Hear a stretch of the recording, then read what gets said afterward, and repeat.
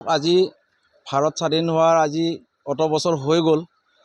এতিয়ালৈকে আমাৰ এই ৰাজাগড় নালাপাৰা বাদলাপাৰা যিটো সংযোগী পথ একেবাৰে নদীটোৰ কাৰণে বিচ্ছিন্ন হৈ পৰে আৰু এই নদীৰ পানীৰ প্ৰবল সোঁতত আমাৰ মানুহ উটি যায়, গাড়ীবিলাক উটি যায়, গাড়ীবিলাক ফাঁচি থাকে, মানুহ ল'ৰা ছোৱালী অহা যোৱা কৰাত অসুবিধা হয়, স্কুল ক্ষতি হয়, স্কুলত যাব নোৱাৰে।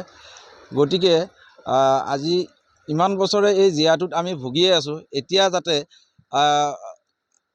বৰ্তমান অৱস্থাত এই দলংখন হ'লে আমাৰ বহুতখিনি সুবিধা হয় আৰু দলংখন নোহোৱাৰ বিনিময়তে আমাৰ যিটো আমাৰ চাহ বিজনেছ, চাৰিওফালে আমাৰ বাগান আছে, ক্ষুদ্ৰ চাহ খেতিয়ক, এই ক্ষুদ্ৰ চাহ খেতিয়কখিনিয়ে ৰাজাগড় নালাপাৰা আপোনাৰ এইফালে আপোনাৰ এই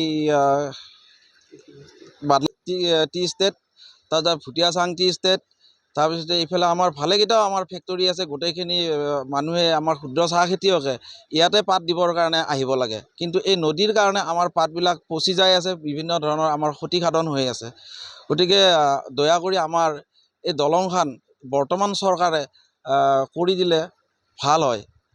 আৰু ইয়াৰ আগতো আমাৰ BPF চৰকাৰে 17টা বছৰে তেওঁলোকে অতিক্ৰম কৰিলে, কিন্তু আজিলৈকে দলংখনৰ কোনো ধৰণৰ ব্যৱস্থা তেওঁলোকেও নকৰিলে আৰু কৰিম বুলি তেওঁলোকে আমাক ভাবুকি দিয়ে। ভোটৰ সময়ত তেওঁলোকে ভোটৰ স্বাৰ্থত মাত্ৰ আহে, তাৰপিছত বানপানী হ'লে তেওঁলোকে চাবৰ কাৰণে নাহে। এই চৰকাৰে যি আমাৰ এই যি দুৰৱস্থাত আমাক ভুগাই আছে, এই চৰকাৰে যাতে আমাক অকণমান সুবিধা কৰি দলংখনৰ কিবা এটা ব্যৱস্থা কৰি দিয়ে, মানুহখিনিৰ যাতায়াতীৰ ব্যৱস্থাটো এইখিনি কৰি দিলে আমি নথৈ আনন্দিত হ'ম।